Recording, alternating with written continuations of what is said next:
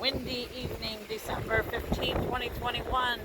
Part 2. I fixed my snowman, but I had to take my other guys in, the trees and the little peanuts dudes that were over here, because they were ready to take off. But I lassoed our little snowman guy and tied him to the pole really well.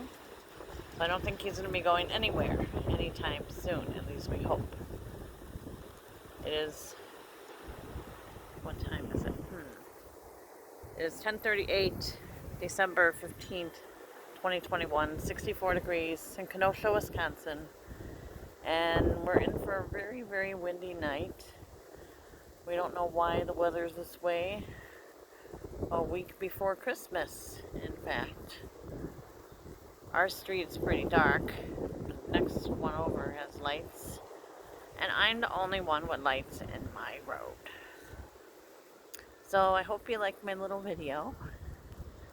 Hit like, subscribe, or whatever you want to do. This is Pam Z from Kenosha, Wisconsin, saying happy holidays.